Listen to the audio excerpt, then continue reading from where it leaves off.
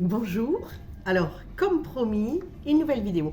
Mais déjà, je voulais vous adresser tous mes vœux de vive voix parce que je l'ai écrit, mais c'est pas pareil, de vous adresser tous mes vœux de bonnes et heureuses années, de douceur, de santé, que vous vous sentiez bien dans votre peau, dans votre cœur, dans votre âme, dans votre cerveau. Euh, c'est mon travail, donc c'est de ça dont je vais vous parler toute l'année. Mais voilà, j'espère que vous êtes heureux. Moi, perso, j'ai toujours du mal avec les fêtes. Voilà. En fait, j'ai du mal avec cette période. Voilà, elle est un peu compliquée pour moi. Donc, il me tardait que ça se termine un peu et que je me sente un peu mieux. Voilà. Et donc, c'est fait. Parce que voilà, j'ai tout changé dans la maison. Donc, ce qui prouve que ça va mieux. Voilà. Je suis partie pour une nouvelle année et prête à vous accueillir quand vous le voudrez. Je voulais vous parler de la charge mentale, parce qu'on parle de dépression, on parle de burn-out, mais il faut aussi parler de la charge mentale, je dirais que c'est juste avant.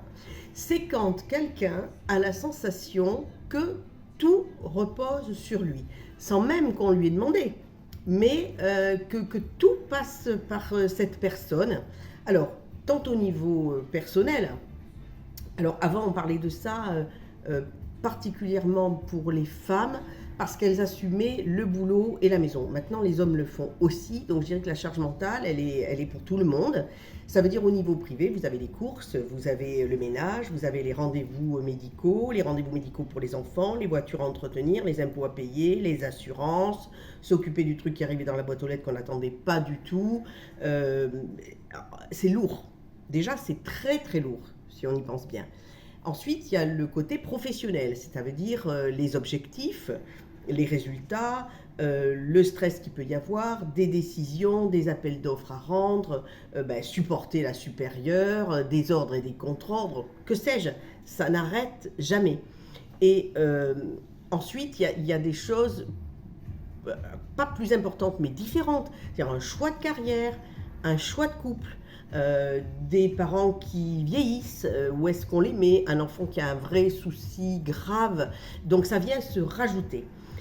Et en fait, c'est un sentiment, c'est un ressenti, c'est-à-dire qu'on a l'impression qu'on n'arrive pas à tout faire, que notre cerveau ne s'arrête jamais, qu'il galope en permanence, et surtout qu'on a plusieurs idées à la fois. Et ça doit vous être arrivé peut-être de vous dire, tiens, qu'est-ce que je fais là dans votre maison, dans votre appartement, qu'est-ce que je voulais faire. Parce qu'en fait, ça se superpose, ça s'accumule, et ça fait un cerveau qui est complètement à un moment embrouillé, parasité, comme une espèce d'embouteillage d'idées. Ça peut vous arriver aussi bien au boulot que dans votre voiture qu'à la maison. Donc, c'est pas très bon, en fait. Il faut essayer de trouver des solutions, de se poser. Alors, déjà, le conseil que je peux vous donner, c'est faire, comme on dit maintenant, la to-do list. C'est-à-dire, en français, notez, prenez un cahier, même le soir avant de vous endormir, c'est ça que j'ai à faire demain. Déjà, voilà. Essayez avec des dates de se dire, non mais ça je m'en occupe pas tout de suite, je ne peux pas. C'est-à-dire désencombrer ce cerveau. Parce que le problème, c'est que votre cerveau, et vous le savez, il travaille au niveau des neurones, ce qu'on appelle au niveau cognitif, et au niveau émotionnel, parce que ça crée des émotions, cette sensation de ne pas arriver en fait à faire face. Ce sentiment en fait que tout dépend de vous, vous voyez, c'est un sentiment qu'on doit aussi anticiper, maîtriser. C'est vraiment trop lourd. C'est une espèce de flux de pensée tout le temps qui arrive et effectivement qu'on n'arrive pas à maîtriser.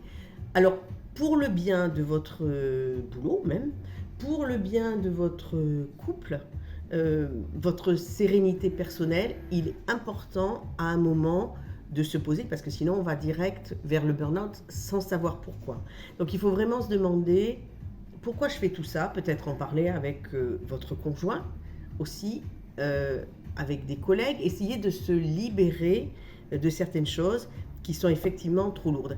Et encore une fois, écrire, prendre un agenda papier. Moi j'ai un agenda papier parce que sinon j'y arrive pas.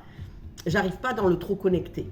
Le trop connecté me donne un sentiment d'immédiateté, que je dois tout faire tout de suite, tout de suite, tout de suite. Et ça, c'est très compliqué pour moi. Donc, j'ai un agenda papier avec des dates, je tourne les pages, voilà. Euh, et on essaie d'arranger ça. On en reparlera parce que c'est un sujet extrêmement intéressant. En tout cas, si vous avez vraiment le sentiment de ce flot de pensée en continu qui part dans toutes les directions, voilà, les courses, mais mon appel d'offres, mais le médecin, j'y suis pas allée alors que mon analyse, elle n'était pas très bonne, la maîtresse, au fait, elle a dit qu'il fallait qu'on passe à l'école. Il faut se poser, hein. C'est que ça va pas.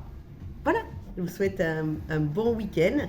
Nous, on est à Revel, donc Revel est à l'heure du foot, puisque Revel rencontre le PSG, donc il y a une ambiance d'enfer dans Revel ce week-end. Voilà, au revoir.